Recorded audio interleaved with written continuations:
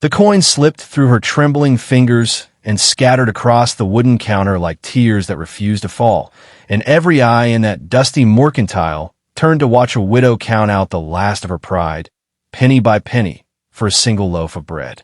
If you believe in kindness, in faith, in redemption, and in the quiet miracles of second chances, I ask you now to like this video, leave a comment, share it with someone who needs to hear it, and subscribe for more stories like this one. Now, let me take you back to the autumn of 1878, to a sun-bleached town called Willow Creek, Kansas, where the wind carried more dust than mercy. Sarah Whitfield had once been a rancher's wife, married to a good man named Thomas who built their homestead with his own 2 hands along the banks of a creek that ran silver in springtime. They had 400 acres of prairie grass, a small herd of cattle, and a modest farmhouse with blue shutters that Thomas had painted himself the summer they were married. Sarah remembered those years the way a person remembers a dream just before waking, vivid and warm and already slipping away. Thomas used to sing to the cattle when he worked, off-key and unashamed, and Sarah would laugh from the porch while she shelled peas or mended shirts, thinking that surely God had blessed her beyond what she deserved. But the frontier gives with one hand and takes with the other, and in the winter of 1876, a fever swept through the county that took no mercy on rancher or preacher, rich man or poor. Thomas fell ill in December and was gone before the new year, buried beneath a cottonwood tree on a hill he used to call the prettiest spot in Kansas. Sarah was left alone with 2 children, a boy named Josiah, who was 7, and a girl named Ruth, who was barely 5, and a ranch that required more hands than one grieving woman could offer. She fought for that land for nearly 2 years, waking before dawn to milk what few cows remained, mending fences with fingers raw and bleeding, learning to shoot a rifle to keep coyotes from the hen house. But drought came the following summer, and then a banker from the county seat, a thin man named Elias Crow with cold eyes and colder manners, arrived one morning with papers explaining that Thomas had taken a loan against the land 2 years prior, a loan Sarah never knew existed, and that the debt was now due in full. She had no money to pay it. By the time the leaves turned gold that second autumn, the ranch belonged to the bank, and Sarah found herself in Willow Creek with her 2 children, a wagon, $3 in coin, and a grief so heavy it sat on her chest like stone. She took in washing and mending to survive, scrubbing other women's linens until her knuckles cracked and bled in the cold, sewing by candlelight until her eyes burned. It was barely enough. That particular Tuesday in October, she had walked the 2 miles into town with Josiah and Ruth trailing behind her, their coats thin against the wind, to buy what bread she could afford before the baker closed his shop. She had counted her coins 3 times at home already, knowing exactly what she had, but standing there in Hargrove's mercantile with a loaf sitting on the counter, and old man Hargrove watching her with those tired, not unkind eyes, she counted again, because counting was the only thing left she could control. She was 2 pennies short, just 2 pennies, the smallest measure of currency in the territory, and yet in that moment, those 2 copper coins might as well have been 2 mountains. Her face flushed red with a shame that had nothing to do with poverty and everything to do with pride, the same pride that had kept her standing through fever and drought and foreclosure, now threatening to crumble in front of strangers over a loaf of bread. Ruth tugged at her mother's skirt and asked in a small voice if they could still have supper, and Sarah felt something inside her chest crack clean in 2. It was at that exact moment that the door of the mercantile swung open, letting in a gust of dry October wind and a tall stranger dressed in the plain, dust-covered clothes of a man who had ridden hard and far. His name was Nathaniel Cole, though nobody in Willow Creek knew that yet, and he was not the kind of man who announced himself. He had the weathered look of a cowboy who had spent more nights under open sky than under any roof, a face lined by sun and sorrow in equal measure, and eyes that missed very little. He had ridden into town that morning after 3 years working cattle drives up from Texas to the railheads in Kansas, 3 years of saving nearly every dollar he earned, chasing a debt of his own that had nothing to do with money and everything to do with a promise made to a dying friend. Nathaniel had grown up an orphan in Missouri, raised roughly by an uncle who cared more for whiskey than kin, and he had learned early that the world rarely handed a man mercy freely.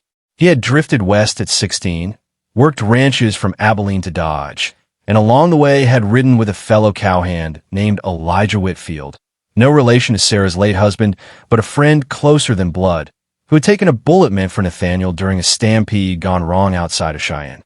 Elijah died 3 days later, and in his final hours he had asked only one thing of Nathaniel, that he find some way, someday, to make his life count for something more than survival. Nathaniel had carried that promise like a brand seared into his conscience ever since, uncertain how a drifting cowboy with dust in his boots and blood on his hands from a life of hard living could ever fulfill such a debt. He noticed Sarah the moment he stepped through the door, not because she was beautiful, though she was in the quiet, tired way of a woman who had endured more than her share, but because of the particular stillness in the room, the way old Hargrove's eyes flicked nervously between the widow and her children, the way the little girl's lip trembled. Nathaniel had seen shame before. He had worn it himself plenty of times, standing outside dance hall windows as a boy, watching families he could never belong to. He recognized it instantly in the set of Sarah's shoulders, the white-knuckled grip on her handful of pennies. He did not say a word.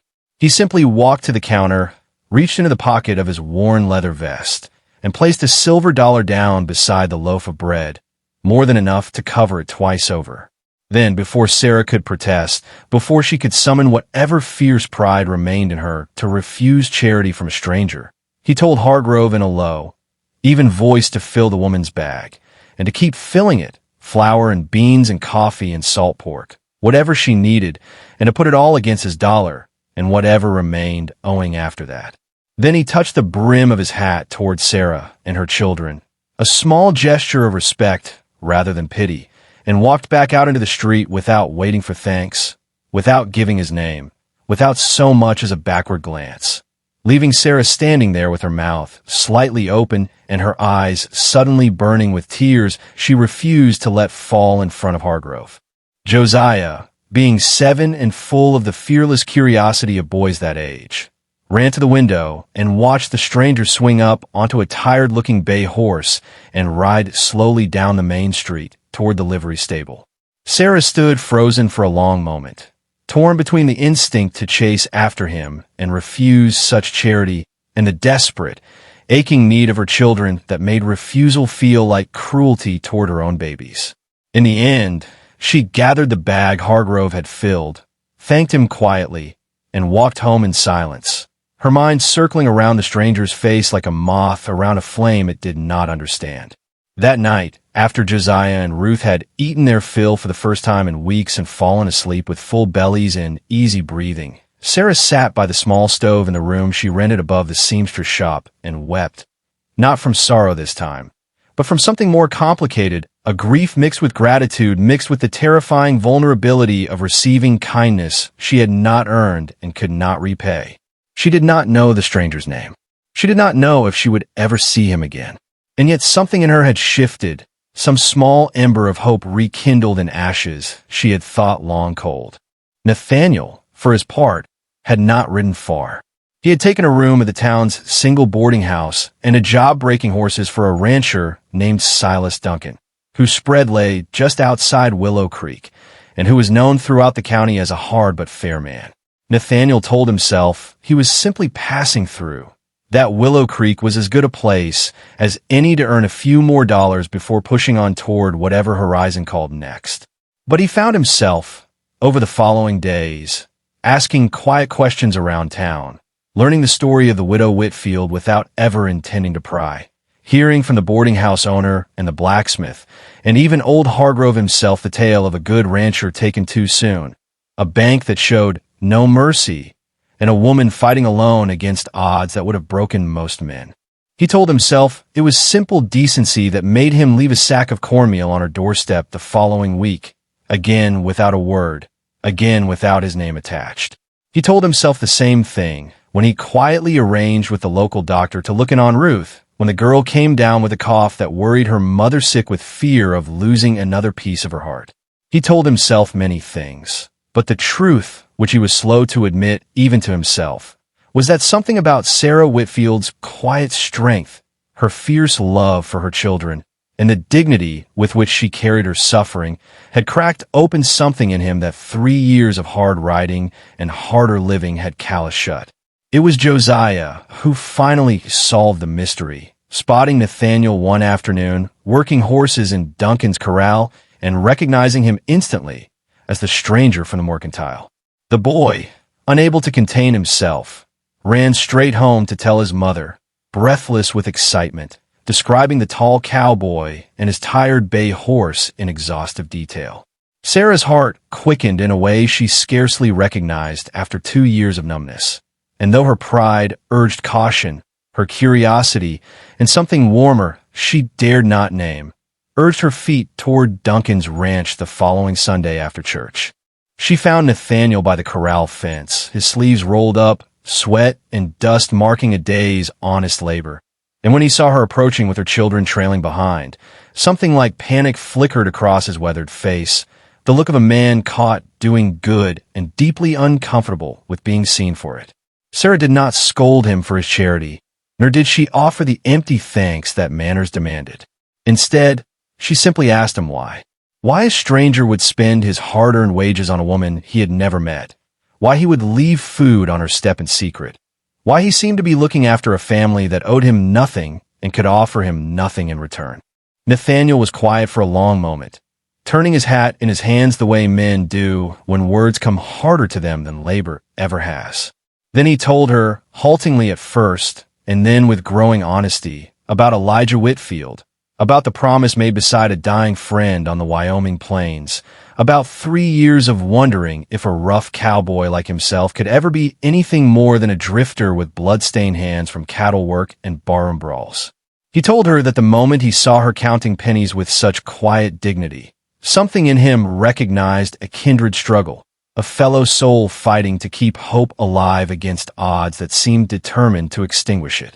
He said he did not know if what he offered was charity or something else entirely, but that he knew he could not have walked past that counter and done nothing, not without betraying whatever good remained in him. Sarah listened with tears standing unshed in her eyes, and for the first time since Thomas's death, she felt something other than grief and fear and grinding survival. She felt seen. Over the following months, as autumn deepened into a hard Kansas winter, Nathaniel continued working for Silas Duncan, and continued, slowly and without pressing, to become part of the fabric of Sarah's small family's life. He taught Josiah to ride properly, patient with the boy's fumbling attempts, never once raising his voice in frustration the way Sarah had feared men sometimes did with children not their own. He carved Ruth a small wooden horse from scrap pine, whittled by firelight in the evenings, and the girl slept with it clutched to her chest every night thereafter. He never once presumed upon Sarah's gratitude to demand more than she was willing to give. Courting her with the same quiet patience, he showed the wildest horses in Duncan's corral, understanding instinctively that trust, once broken by loss, must be rebuilt slowly and with great gentleness. But the frontier rarely allowed peace to settle undisturbed, and trouble arrived in February in the form of Elias Crow, the same banker who had foreclosed on Sarah's ranch, riding into Willow Creek with papers claiming that Sarah still owed a remaining debt from the sale of the land, a debt inflated by fees and interest that Sarah suspected, rightly, had been fabricated to squeeze the last coins from a woman with nothing left to give. Crow threatened to have her jailed for debt, or worse, to take Josiah and Ruth into county custody as wards of the state if the debt went unpaid, a cruelty that sent Sarah into a panic deeper than any she had faced since Thomas's death. She came to Nathaniel white-faced and trembling, and for the first time saw something dangerous flicker behind his usually calm eyes, a controlled fury that spoke of the harder years of his life he rarely mentioned. Nathaniel rode into Willow Creek and confronted Crow directly in the sheriff's office, demanding to see the original loan papers, and it was there, with Sheriff Amos Riley as witness, that the truth emerged. Crow had indeed forged additional fees on his Sarah's debt, hoping to profit further from a grieving widow's desperation, a practice the sheriff had long suspected but never been able to prove until Nathaniel's persistent questioning forced Crow into contradicting his own paperwork. Faced with the prospect of fraud charges and the ruin of his reputation throughout the territory, Crow was forced to forgive the fabricated debt entirely and slink out of Willow Creek in disgrace, never to trouble Sarah again. Justice, so often elusive on the frontier, had for once found its way to a woman who deserved it. That spring, as prairie grass turned green again along the creek beds and wildflowers began pushing up through soil that had seen too much hardship, Nathaniel asked Sarah to marry him, not in some grand romantic gesture, but simply and honestly. Sitting together on the porch of the small house he had begun building on a modest plot of land he'd purchased with his savings. Land that backed up against the very creek where Sarah and Thomas had once dreamed together. He told her he could never replace what she had lost, and would never try, but that he would spend every remaining day of his life making sure she and her children never counted pennies for bread again, and never faced injustice alone again. Sarah, with tears finally falling freely down her cheeks, tears of healing rather than grief, said yes. They were married that June in the small church at Willow Creek, with the whole town in attendance. For word of Nathaniel's quiet kindness and the banker's exposed fraud had spread throughout the county, turning the drifting cowboy into something of a local legend. Josiah stood proudly beside Nathaniel as his best man, and Ruth scattered wildflower petals down the aisle, clutching her small wooden horse even in her wedding finery. Old Man Hargrove closed his mercantile for the afternoon to attend, and even Sheriff Riley made an appearance, remarking to anyone who would listen that he had rarely seen justice and love arrive so intertwined. Nathaniel finally understood, standing at that altar with Sarah's hand in his, that he had fulfilled his promise to Elijah in a way he never could have imagined during those dark days after his friend's death. He had not become some grand hero of the frontier, had not struck gold or tamed some notorious outlaw. He had simply seen a woman in need and filled her bag without a word, and in doing so, had filled the empty places in his own heart that years of drifting had never managed to satisfy. Sarah, in turn, understood that faith was not the absence of hardship, but the persistence of hope even when pennies ran short and grief ran deep, and that sometimes God's mercy arrived not with trumpets and miracles, but with the quiet sound of a stranger's boots crossing a mercantile floor. Now, dear friends, before we close this story, I want to hear from you. Please comment below and let me know where in the world you are watching from tonight, and tell me what lesson this story stirred in your heart. Whether it was about kindness, about faith, about second chances, or about the quiet courage it takes to keep going when the world seems determined to break you. Your stories and reflections mean more than you know. And if this tale of a widow's quiet dignity and a cowboy's silent kindness touched something deep within you, if you believe as I do that grace still moves through this world in small and unexpected gestures, then please take a moment now to like this video. Leave your thoughts in the comments, share it with someone who might need a little hope today, and subscribe so you never miss the next story of faith, redemption, and the enduring power of kindness on the American frontier. Until next time, may you always find the courage to fill someone's bag without a word, and the grace to receive such kindness when it finds you.